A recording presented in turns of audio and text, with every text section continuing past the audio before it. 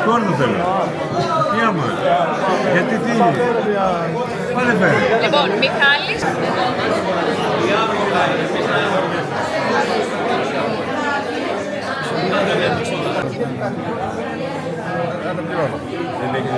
Έχει αγκούρι ντόπιο.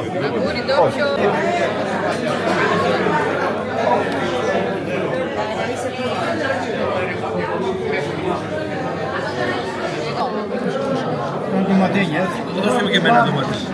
Από τα χεραγητά. Ορίστε, Ματσέου. Ευχαριστώ.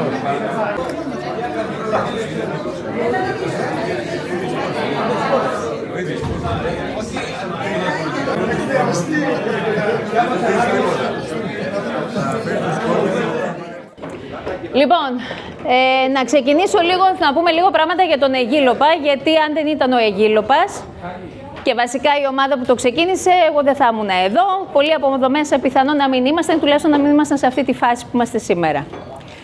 Λοιπόν, ο Αιγύλοπας ήταν μια οργάνωση. Βασικά ξεκίνησε από κάποιους φοιτητές του Γεωπονικού Πανεπιστημίου της Θεσσαλονίκης, από το Οικολογικό Εργαστήρι. Από εκεί και πέρα από αυτή την ομάδα, ενδεχομένως κάποιοι μπορεί να γνωρίζετε το Πελίτη, ήταν ένα κομμάτι της και ο Παναγιώτης ο Σαϊνατούδης, ο οποίος αποφάσισε να ακολουθήσει μια πιο μοναχική πορεία. Οι υπόλοιποι λοιπόν παρέμειναν, δημιούργησαν τον Αιγύλοπα το 2004 και τον Αιγύλοπα εγώ με τον Κώστα τον Κουτή, που στην ουσία είναι ο επιστημονικός υπεύθυνος, είναι ο άνθρωπος που έχει ένα μεταδιδακτορικό στην οργανική βελτίωση. Τον γνώρισα εγώ το 2011 και συγκεκριμένα εδώ σε αυτό το καφενείο πριν πολλά χρόνια, το Φεβρουάριο του 2011. Στην ουσία εκείνη την μέρα ήταν η πρώτη μέρα της συλλογής που κάναμε. Είναι και ο Χρήστος, σου λέω, έχω φωτογραφία του πατέρα σου. Είναι η πρώτη μέρα λοιπόν που ξεκινήσαμε. Από τότε ξεκίνησε ένα ταξίδι για μένα και ενδεχομένως και για κάποιους άλλους. Ας πάμε λοιπόν λίγο πίσω ξανά. Τι είναι λοιπόν ο Αιγύλοπας? Είναι μια αστική μη κερδοσκοπική εταιρεία, δηλαδή μια ΜΚΟ. Βολεύει για διάφορους λόγους να έχει μια νομική μορφή. Έτσι. Το Σφοντήλι δεν έχει νομική μορφή και δεν μας απασχολεί να αποκτήσει κιόλας σε τελική ανάλυση. Απλά προσδιορίζω τις καταστάσεις ανάλογα τι θέλει κανείς. Λοιπόν, σκοπός μας ποιος ήτανε? Σκοπός μας είναι να διατηρήσουμε τις παραδοσιακές ποικιλίες. Και τι είναι παραδοσιακές ποικιλίες? Να εξηγήσουμε γιατί είναι παραδοσιακές και τι είναι τοπικές, γιατί μπερδεύεται. Λοιπόν, παραδοσιακή ποικιλία είναι η κρασουλιά. Εντάξει. Παραδοσιακή ποικιλία της Σαντορίνης είναι το ντοματάκι της Σαντορίνης. Το ντοματάκι της Σαντορίνης μπορούμε να το πάρουμε να το καλλιεργήσουμε και εμείς εδώ. Πιθανόν στην Ερεσό, γιατί έχει και αυτό υφιστογενή εδάφη κλπ. Εάν όμως εμείς το καλλιεργούμε, αναπτύσσουμε μια προσαρμοστικότητα σε αυτή την περιοχή, αλλά δεν πάβει να είναι παραδοσιακή της Σαντορίνης και πρέπει να το λέμε ότι πήραμε σπόρο που είναι παραδοσιακό της Σαντορίνης. Είναι σημαντικό να ξέρουμε από πού παίρνουμε σπόρο, εάν είναι παραδοσιακός ή αν είναι ένας σπόρος που απλά τοπικά τον προσαρμόζουμε. Εμάς δεν μας ενδιαφέρει βέβαια μόνο οι παραδοσιακές ποικιλίες να τις καλλιεργούμε έτσι για να με λόγους, ας πούμε, αν θέλετε, συναισθηματικούς. Όχι, μας ενδιαφέρουν παραδοσιακές ποικιλίες, γιατί ένα μεγάλο μέρος του Αιγύλοπα είναι βιοκαλλιεργητές και είναι και γεωπόνοι. Είναι να είναι προσαρμοσμένοι στη σύγχρονη γεωργική πρακτική και στις ανάγκες του αγρότη. Αυτό μας ενδιαφέρει. Πολλές από τους σπόρους εμπορικούς που κυκλοφορούν δεν εξυπηρετούν πάντα τα συμφέροντα του αγρότη, εξυπηρετούν στην ουσία τα εμπορικά συμφέροντα των εταιρεών που τις πουλάνε τις περισσότερες φορές και ενδεχομένως και για μια άλλη γεωργία. Εμάς δεν μας ενδιαφέρει αυτή η γεωργία. Εμάς μας ενδιαφέρει μια γεωργία η οποία να αντιμετωπίζει το αγρόκτημα σαν ένα οικοσύστημα, μια γεωργία η οποία σέβεται το περιβάλλον και το τρόφιμο το οποίο καταλήγει να καταναλώνει κάποιος. Μας ενδιαφέρει η παραδοσιακή γνώση. Είναι πολύ σημαντικό να καταγράφεται η παραδοσιακή γνώση και κυρίως από ανθρώπους που εφάρμοζαν παραδοσιακή γεωργία, όπως παραδείγματος χάρη ο κύριος Μιχάλης εδώ, ο Γεωργέλης, που έχει εμπειρία παραδοσιακής γεωργίας. Επίσης, μας ενδιαφέρει να αναπτύξουμε νέες ποικιλίες. Από αυτές τις ποικιλίες που είναι τοπικά προσαρμοσμένες, μας ενδιαφέρει μέσω της έρευνας να καταφέρουμε να κάνουμε τέτοιες ποικιλίες που να ανταποκρίνονται στις ανάγκες, όπως είπαμε, της γεωργίας στη δεδομένη στιγμή. Και τέλος, να ενισχύσουμε το ρόλο του γεωργού. Ο Γιώργος με τις επιλογές, όταν επιλέγετε λοιπόν από ποιο καρπό θα πάρετε σπόρο, είναι μία πρώτη επιλογή που κάνετε. Αυτή την επιλογή κάνουν και όσοι είναι γεωπόνοι ερευνητές σε εταιρείες, όταν επιλέγουν. Με κάποια κριτήρια επιλέγουν αυτό. Είναι ένα κομμάτι της βελτίωσης. Και ο Γιώργος είναι ένα κομμάτι λοιπόν αυτής της βελτίωσης. Και εμείς θέλουμε να αναδείξουμε λοιπόν το ρόλο του, όπως επίσης και τα δικαιώματα, όχι μόνο των γεωργών, που υπάρχουν διεθνείς συνθήκες γι' αυτό, αλλά και εμάς των πολιτών. Λοιπόν, πάμε παρακάτω. Ο Αιγύλος έχει διάφορα εστιακά σημεία. Έχει και το δικό μας στη Λέσβο, που νομίζω ότι το έχουμε αναδείξει πάρα πολύ τα τελευταία χρόνια, αρκετά, όσοι είμαστε και ασχολούμαστε με αυτό. Εδώ είναι λίγο μια εικόνα να πάρετε μια ιδέα. Συλλέγουμε σπόρο, το διατηρούμε. Μας ενδιαφέρει να ενισχύσουμε τις κοινοτικές τράπεζες. Τι σημαίνει κοινοτική τράπεζα? Σημαίνει κρατάμε σπόρο. Αλλά η κοινοτική τράπεζα δεν έχει την έννοια μόνο της τράπεζας, έχει και την έννοια της συλλογικότητας.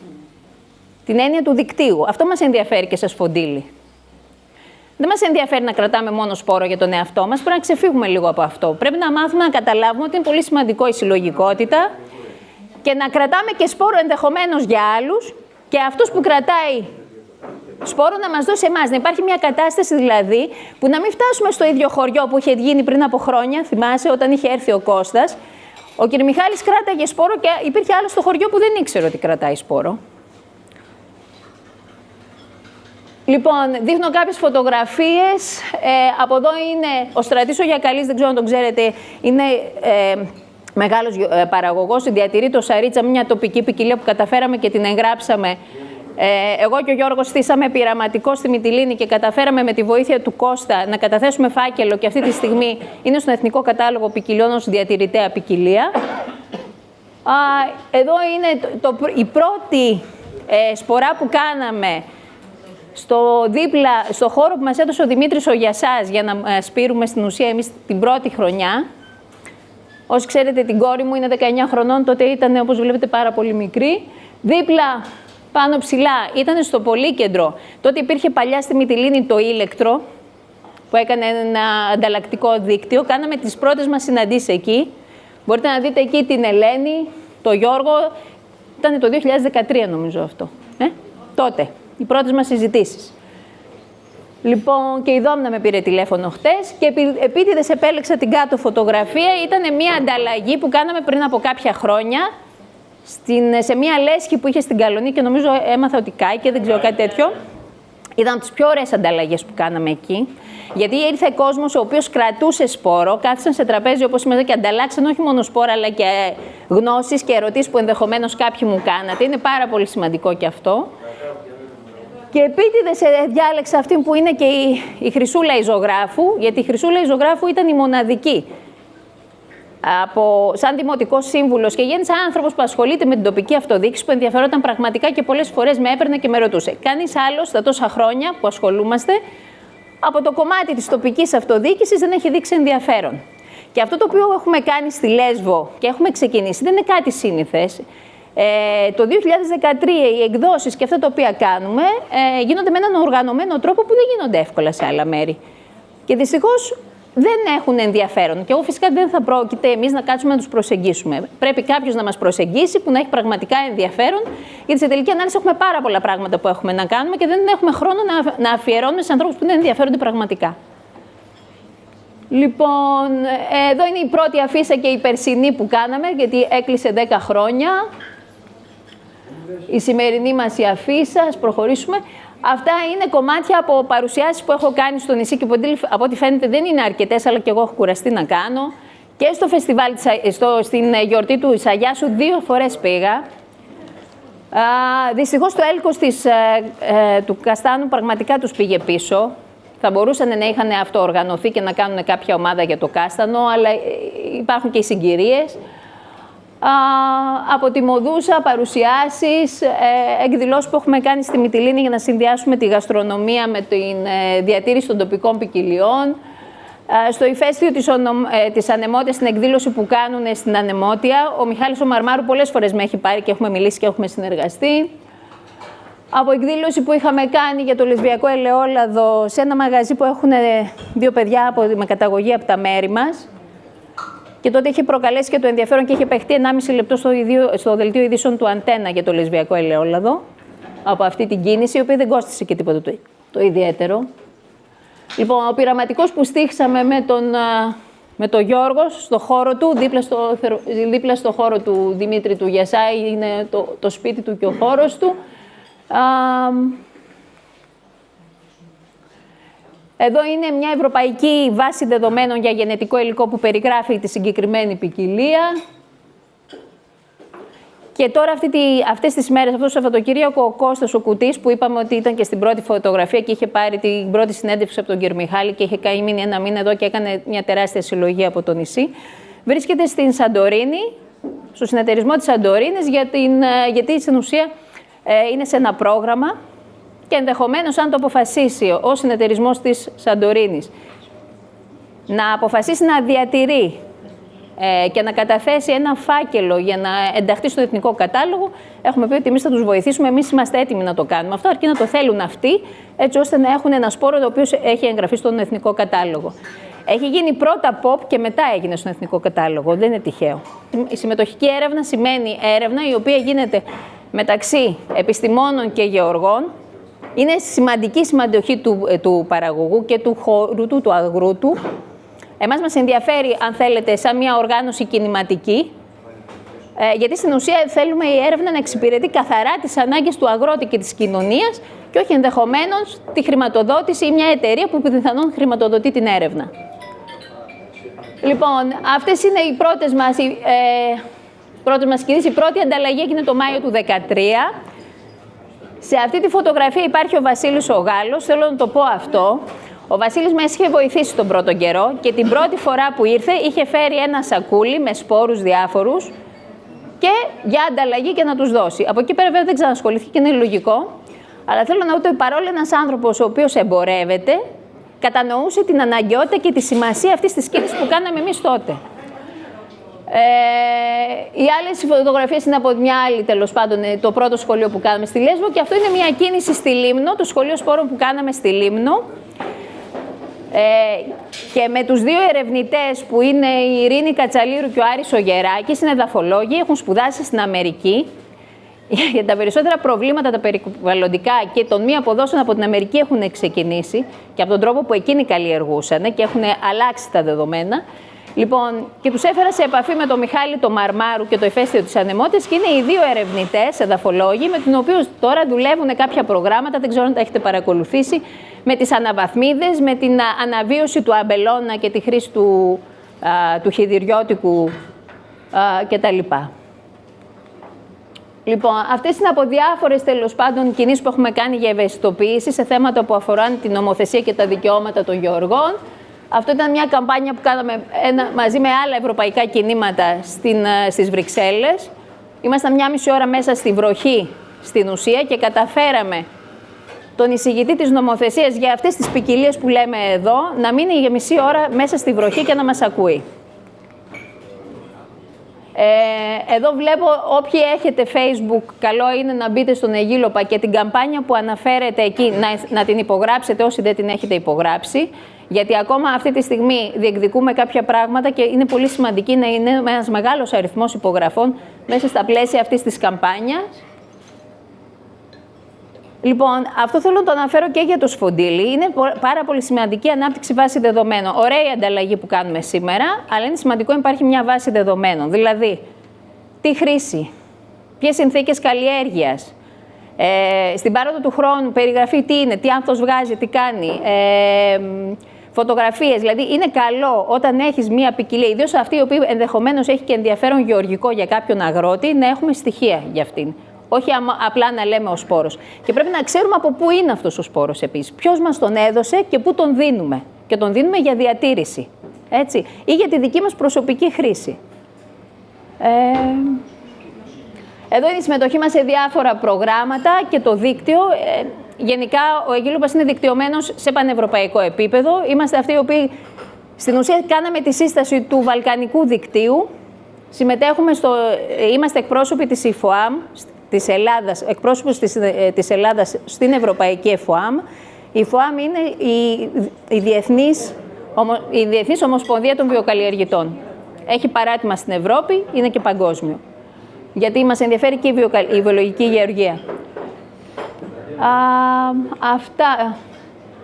Λοιπόν, μέσα από όλη αυτή τη δραστηριότητα και τη δικτύωση υπάρχει δυνατότητα τώρα το Σφοντίλι, παρόλο που είναι ένα άτυπο δίκτυο, να έχει δυνατότητα να μπει σε ένα μικρό προγραμματάκι και να στηρίξει κάποιες δράσεις του Σφοντιλιού. Πιθανόν να δημιουργήσουμε μια βάση δεδομένων, να κάνουμε αυτή την εκδήλωση σήμερα και κάποιες άλλες εκδηλώσεις για να ενισχύσουν, αν θέλετε, αυτή τη διάθεση συμμετοχής σε αυτό το δίκτυο. Και σε αυτό που θα ήθελα να καταλήξω είναι ότι γενικά προσπαθούμε να συνδυάσουμε την επιστήμη, τις τεχνικές, τις καλλιεργητικές τεχνικές, σε σχέση και με την κινηματική δράση. Και να αναδείξουμε ότι το κλειδί για μια σωστή γεωργική πρακτική είναι το γεννητικό υλικό, δηλαδή ο σπόρος από το οποίο ξεκινάμε, είτε το δέντρο από το οποίο ξεκινάμε. Λοιπόν, να σας πω λίγο και κάτι σε σχετικά με αυτό που θα γίνει αργότερα στην ανταλλαγή. Υπάρχει αυτό εδώ το χαρτί. Θα θέλαμε λοιπόν να συμπληρώσετε κάποια στοιχεία όσοι έχετε να φέρετε σπόρο για να μας διευκολύνετε λίγο σε εμάς στην καταγραφή και στη δημιουργία αυτής της βάσης δεδομένων. Έτσι. Σας το δίνω. Με την ησυχία σας μετά, σιγά σιγά, όταν θα έρθει η ώρα της ανταλλαγής θα συμπληρωθεί. Λοιπόν, γεια σε όλους. Είμαι η Ελένη Σιβρή που έγραφε και ναι, αφήσα. Εγώ έχω έρθει, είμαι από τη Φίλια και έχω γυρίσει μαζί με τον Δημήτρη πριν από 11 χρόνια από την Αθήνα. Το όνειρο και ο στόχος ήταν να ασχοληθώ με το τριαντάφυλλο, το ντόπιο, το μαγιάτικο, το ξέρετε όλοι το μαγιάτικο. Είχα τον καημό από αυτά που μου λέει η γιαγιά, μέσα από διάφορα που κάναμε σε συνεργασία με πανεπιστήμια, είδαμε ότι μιλάμε για ενδυμικό τριαντάφυλλο, είχε άλλα χαρακτηριστικά, δεν είχε εκείνα που έχει η ρόζα η δαμασκηνή που συναντάμε αλλού. Με τον Δημήτρη ξεκινήσαμε να καλλιεργούμε το χωράφι του παππού. Είναι πολύ μικρό, είναι μόλις 7,5 στρέμματα και ξεκινήσαμε και με το αμπέλι που είχε ο παππούς, ένα πολύ μικρό. Πήραμε αδειοδότηση, βάλαμε άλλα αμπέλια, οπότε παράγουμε από εκεί πετιμέζι και με τις σικές του παππού που ήταν ποικιλία πρασινοσικιά, όσοι έχουν αυτές, πάλι πετιμέζι και με το τριαντάφυλλο που ήταν η λατρεία μου που ξεκίνησα να κάνω το ροδόσταγμα όπως το κάνανε παλιά. Με τον παραδοσιακό τρόπο σύνθλιψης, απλά εγώ δεν έμεινα σαν το Γιάννη με τις κατσαρόλες, το εκβιομηχανοποίησα λίγο, έφτιαξα μία πατέντα με ένα μηχάνημα και σε δεύτερο χρόνο μία γιαγιά που είναι τώρα 80 μου είπε ότι η γιαγιά της, δηλαδή είχε χαθεί για 2 γενιές η συνταγή, έφτιαχνε ξύδι με τριαντάφυλλο που το φτιάξαμε και εμείς, πειραματιστήκαμε πάρα πολύ, το πήγαμε και τα άλλα τα προϊόντα τα πηγαίνουν σε διάφορους διαγωνισμούς και βραβεύονται και μετά αφού μας επέλεξε ένας από τους φορείς που μας έχουν επιλέξει, η Νέα Γεωργία, Νέα Γενιά που έχει ιδρυτικό χορηγό το Νιάρχο, μας έδωσαν μια μικρή χρηματοδότηση και καταφέραμε να πάρουμε και ένα αποστακτήρα αιθερίων ελαίων για να μπορέσουμε να παράξουμε και ροδόνερο που βραβεύτηκε στο Λονδίνο πέρυσι για να μπορέσουμε να βγούμε πιο ανταγωνιστικά στην αγορά. Βασικά ο στόχος δεν είναι να σας κάνω promotion τα προϊόντα για μένα. Εγώ σήμερα ήθελα να έρθω εδώ και να μιλήσω και το χάρηκα πάρα πολύ γιατί σε μία από τις αφήσεις της Ραλούς υπήρχε το πρώτο σχολείο σπόρων στην Αγία Παρασκευή Σεπτέμβριο του 2014. Εγώ είχα έρθει το Φλεβάρι του 2014, ήμουνα στην αρχή, ήμουνα πελαγωμένη, ήξερα τι θέλω να κάνω, ήξερα ότι θέλω να ασχοληθώ με τριαντάφυλλο. Απλά μέχρι να βρεις τα πατήματά σου και όταν μπαίνεις σε μια διαδικασία ότι εγώ θα συνεχίσω να καλλιεργώ όπως έκανε ο παππούς μου, όπως κάνει ο Γιάννης, όπως κάνετε πολλοί από εδώ, θες πολύ χρόνο για να μπορέσεις να βρεις πώς θα το χειριστείς όλο αυτό. Το Σεπτέμβριο λοιπόν πήγα εγώ σε εκείνο το σχολείο σπόρων, εκεί γνώρισα πρώτη φορά τη Ραλού. Θέλω να σας πω ότι για μένα αυτό όλο που γίνεται εδώ και που γίνεται κάθε χρόνο, για μένα είναι ένας ωραίος τρόπος να ξανασυναντήσω φίλους. Για μένα αυτό είναι. Είναι μια ωραία παρέα, στην οποία μαζευόμαστε και πλέον τι έχει γίνει, έχουν περάσει τα χρόνια, Μη φοβάστε να ασχοληθείτε με το σπόρο, μη φοβάστε να μπείτε στη διαδικασία της ανταλλαγής. Γιατί εγώ, και γι' αυτό θα σταματήσω να σας μιλώ σταμάτησα να σας μιλώ για αυτό που φτιάχνω και θα σας μιλώ περισσότερο για αυτά που βιωματικά έχουμε δει εγώ και ο Δημήτρης όλα αυτά τα χρόνια. Παίρνεις το σπόρο. Στην περίπτωσή μας, είμαστε στον Αιγύλοπα, είμαστε στο Σφοντήλι, κάνουμε την ανταλλαγή των σπόρων. Για τους σπόρους θα σας πω πρώτα. Για παράδειγμα, εμείς έχουμε κολλήσει με κάποια ντοματίνια. Παιδιά, τα ντοματίνια τα έχουμε βάλει στην πέτρα, δίπλα στο κύμα, σε ένα άθλιο πράγμα που λέγεται χώμα. Ούτε χώμα δεν είναι κάτι μπάζα.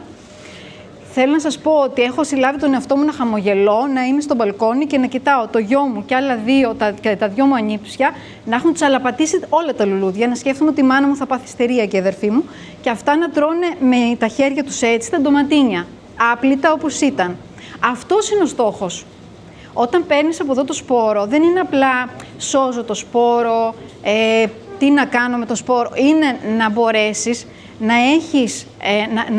έρθεις σε επαφή με μια τροφή η οποία να σου διασφαλίζει ότι έχεις έρθει όσο κοντύτερα γίνεται σε κάτι πολύ ουσιαστικό και σε κάτι πολύ ειλικρινές.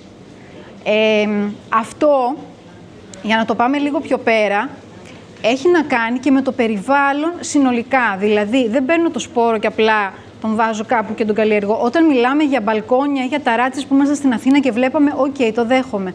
Αλλά όταν είσαι μέσα σε ένα χωράφι, πρέπει να έχεις άμεση σύνδεση και να σεβαστείς το περιβάλλον στο οποίο βρίσκεσαι.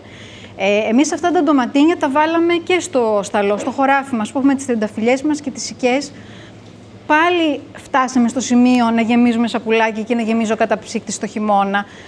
Σε εδάφη ηφαιστειογενή, πάρα πολύ δύσκολα, που το χειμώνα μπαίνεις μέσα και πέφτει το πόδι και δεν ξεκολλάει με τίποτα. Το καλοκαίρι λες όσο νερό και να ρίξω, ποτέ δεν θα νιώσουν αυτά ότι έχουν πιει.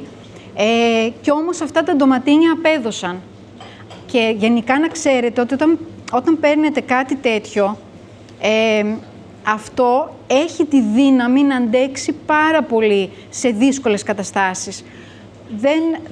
Μπορεί να πάντα τα ανταντεύεις, σαν μωρά, εγώ έτσι αισθάνομαι με όλα αυτά, αλλά βλέπεις ότι δεν θα είσαι όλη τη μέρα πήγαινε έλα στην Κελονή, να φάρμακο, να από εδώ, θα αντέξουν και με το λιγότερο νερό. Άνυδρο δεν σημαίνει καθόλου νερό, να σας το πω και αυτό, γιατί ήταν από τα πρώτα σεμινάρια που μου κάνανε. Θέλει ένα σεβασμό γενικά στο περιβάλλον στο οποίο είμαστε. Τώρα εγώ προχωράω απλά σε αυτά. Δηλαδή, ένα από τα πρώτα σεμινάρια που έκανα πριν ακόμα έρθω ήταν στο γεωπονικό. Εγώ τότε, έχοντας σπουδάσει άλλα πράγματα, κάνοντας άλλη δουλειά, είχα στο μυαλό μου ότι προκομμένοι άνθρωποι είναι αυτοί που βλέπεις στο χωράφι τους και είναι γυαλί. Σας πληροφορώ ότι επειδή έκανα πάρα πολλά σεμινάρια από εκεί και πέρα, μέχρι τώρα συνέχεια αυτό το πράγμα γίνεται. Όχι, το χωράφι το καλό δεν είναι αυτό που είναι γυαλί πια. Είναι αυτό που έχει υποστεί τη λιγότερη δυνατή κατεργασία για να μπορέσουν να φυτρώσουν και τα αγριολούλουδα και να έρθουν επικονιαστές, για να μπορέσει να υπάρχει ένα υγιές περιβάλλον.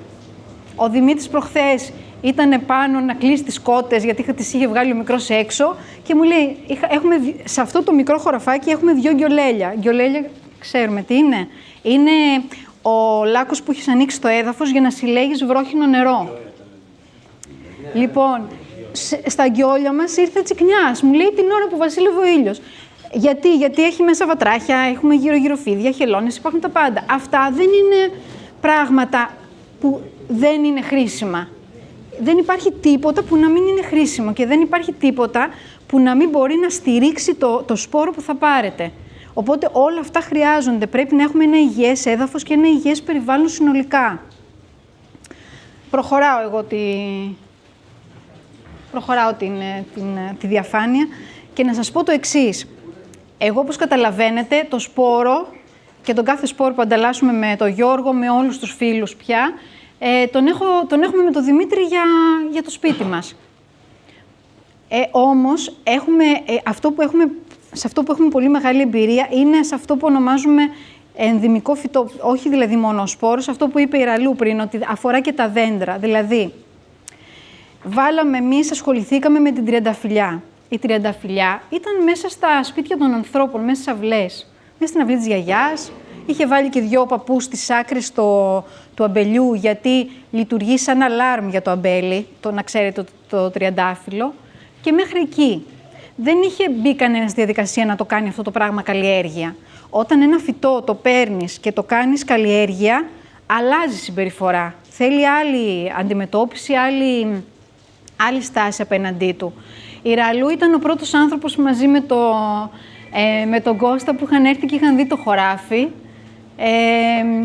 Ήταν πάρα πολύ υποστηρικτική. Τώρα που πέρασαν πια τα χρόνια, θέλω να σας πω ότι πραγματικά, αν δεν είχα κάνει αυτή την επιλογή και δεν είχα το κόλλημα με την τριανταφυλλιά της γιαγιάς, θεωρώ ότι δεν θα πήγαινε, δεν θα προχωρούσε τόσο καλά. Ειδικά τώρα που βλέπετε όλοι τα 2-3 τελευταία χρόνια πόσο γρήγορα αλλάζει, μας επηρεάζει η κλιματική κρίση, πόσο ξηροθερμικό γίνεται το περιβάλλον. Πραγματικά δεν νομίζω ότι θα τα έχει καταφέρει κάποια άλλη τριανταφυλλιά. Και θα σας πω ένα παράδειγμα.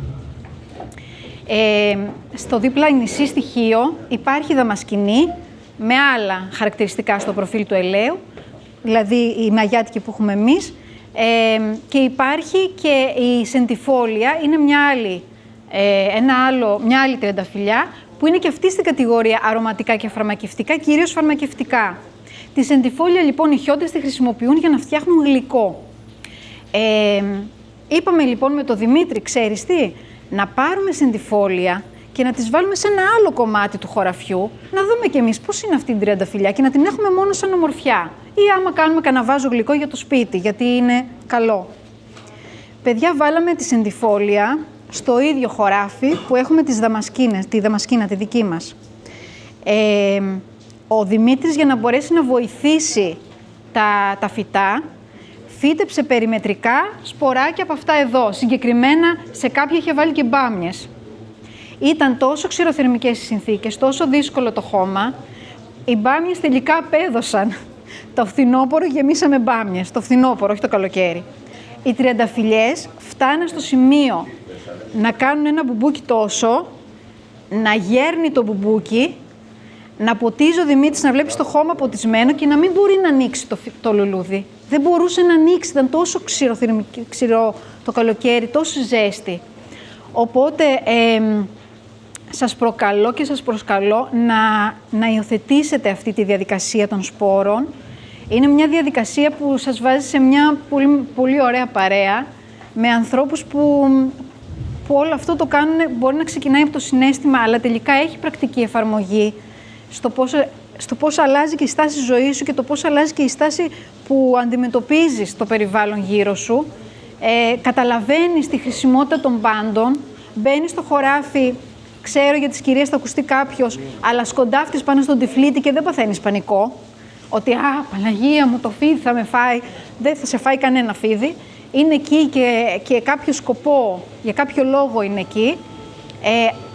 Ο σπόρος είναι ένα κομμάτι αυτής της αλυσίδας και αν μπείτε στη διαδικασία να γίνετε ένα κομμάτι αυτής της ομάδας, θα μπορείτε να έχετε πρόσβαση και τη χαρά ότι ξέρεις τι, εγώ τρώω κάτι που είναι καθαρό, κάτι που είναι δυνατό, που θα μπορέσει να μου δώσει υγεία τελικά, γιατί πραγματικά θα το δείτε ότι όταν χρησιμοποιείς αυτούς τους σπόρους πιο λίγο νερό θέλεις, πιο λίγες καλλιεργητικές φροντίδες σε πάρα πολλές περιπτώσεις και εννοείται χημικά δεν χρειάζεσαι.